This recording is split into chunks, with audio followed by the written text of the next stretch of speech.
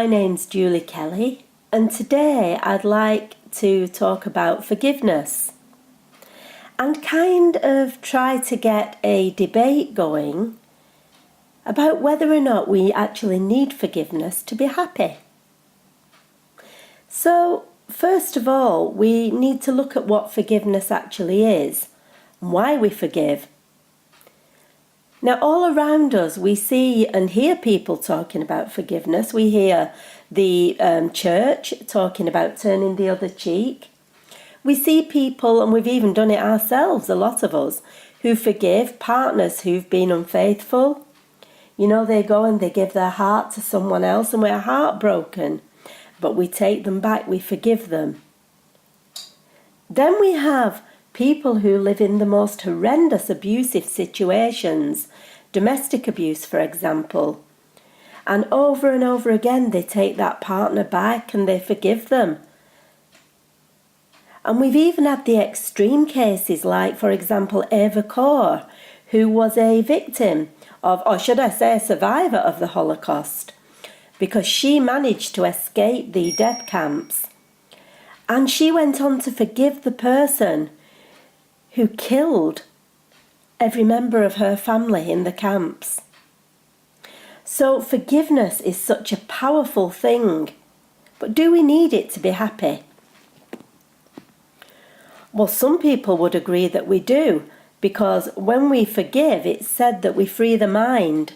It has very little to do with the other person or situation, but it's about freedom of our own mind and our own spirit. Without forgiveness, we become enraged and encompassed in that cocoon of anger, suffering and pain. And nobody wants to be involved in all that. Nobody wants to be wrapped up in all that. But yet we do it, even though we know it's wrong. So let's look at a more profound example of forgiveness. And this example I'm going to share with you is one that was given by Jack Cornfield, who's a renowned speaker, an incredible Buddhist scholar. And I was listening to Jack Cornfield today on one of the talks on TV, the TED Talks, and it was so profound, and I'm going to share it with you right now. So Jack Cornfield tells the story, a really profound and poignant story, of a young boy who's murdered for no other reason than his murderer needed to get into a gang. He needed to belong somewhere as part of a community. Now, the boy who killed the murderer, it's debatable what was going on in his life, you know, the nurturing aspect, the parenting, and that's another issue.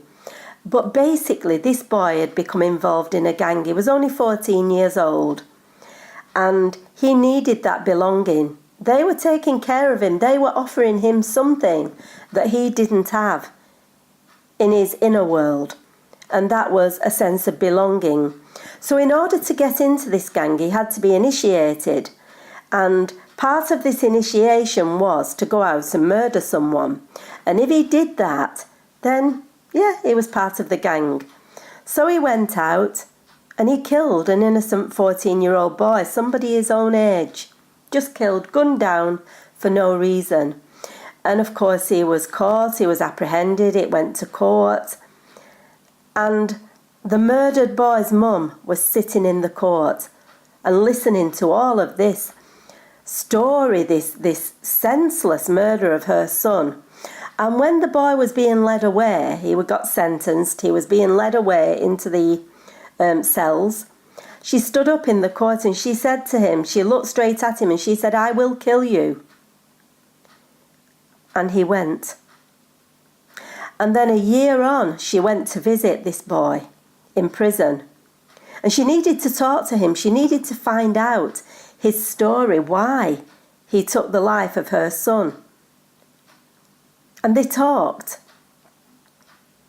And then from that, she visited him regularly and she started to go every month and she would take him cigarettes, she'd take him money and they'd sit and talk. Now, he could have refused those visits. The prisoner has the right to refuse.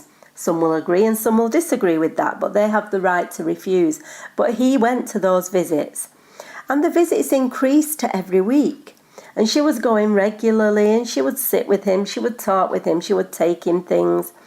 And that's what happened. And then came the time when he was going to be released. And she said to him, so what are you going to do with your life? What are you going to do with it? And he said, I don't know. I don't know. Things are going over in my head. I need to do something with my life, but I don't know what I can do. And she said, well, what are you going to do? What would you like to do as a job? What do you want to work as? And he said, I really don't know. I don't have a clue. And she said, well, look, I have a relative. He can give you a job. I can get you a job with him. And, you know, you'll be sorted. You'll have your own money coming in. You know, the offer's there. So he took the offer. And then she said to him, but whilst you're saving up to get a place to live, where are you going to stay? And he said, you know, ma'am, I don't know. I have no clue about what's going to happen to me now. From being a young boy, I was involved in this gang and I've got nowhere to stay. I've got nowhere. And she said, well, you can come and stay with me. I have a spare room. And she took him in. And he stayed with her and he worked. And he paid his way. And he lived with her for a few years. And one day, it took a few years for this to happen, but one day, well, one evening, she said to him, come, sit down, I need to talk to you. So he sat down in her living room and she sat down. She lived alone. There was just her and her son at the time. And then he got killed and there was just her. So she sat down with him and she said to him, I need to ask you something. Do you remember that night you killed my son? And you got arrested. And then it was the court case. And in that court case, I stood up and I said I was going to kill you. And he looked at her and he said, I can never forget that day. I can never forget that day. It's etched on my mind. I won't forget your words. And she leaned over to him. She said, well, I did. I didn't want you to come out of prison to be a murderer again. I didn't want you to come out and kill someone else. And I did not want you to come out of prison with no purpose in your life and no direction. And I did not want you to come out and get involved in the same gang that brought you to murdering my son. And she said to him, I did kill you. You've emerged from this a different person. Now she said, before you murdered my son, and she did use the word murder, she emphasised it. And she said, before you murdered my son, it was me and him, we lived together, we supported each other. But now he's gone. And I miss him. And she said, I need a son. I'd like to adopt you. Would you allow that? And he said, yeah. And she did. Now that is an amazing story of forgiveness. It's so profound. There were tears streaming down my cheeks when I heard that. But we're all capable of that. You know, we're all capable of it. And before I was speaking about people who take partners back after they've been abusive and they can kick 10 bells out of them and they'll still take them back. And that is because they forgive them and they bring them back in the belief that they will change. They forgive the badness in them in the belief that they will change. And the skeptics among us will say, well, somebody like that is never going to change. What's the point in forgiving them all the time, letting them get away with it? Well, the point is, it's for our own sanity. We do it, we let go of anger in the hope someone else will change. Now, we can't change someone else's behaviour, but we can impact it, we can influence it. The person who murdered the woman's son that Jack Cornfield was talking about, well, he has his karma to bear. He's killed someone, he's murdered someone, and that karma will be assessed and it will affect him in his next life from a Buddhist point of view, which I am. So what's the point in us hanging on to that anger? What is the point in us destroying our life? It's already going to be dealt with. And to live in a mind like that, to live in a life like that, where you come into this world as a killer, well, that more warrants compassion than anger. Fancy living a life like that. So this is one of the reasons why forgiveness, I believe, is so important. But then it comes to, if we forgive all of these things, all of these people, I mentioned Eva Kor, who forgive the person who executed all her family in the Holocaust, in the camps, the death camps. That family have gone. Yes, it hurt, it destroyed, she witnessed all of that.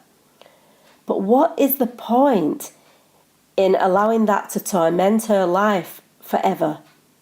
There comes a point where you have to let it go. And you have to renounce that anger. Forgiveness is about freeing the self, but it can change someone else's life.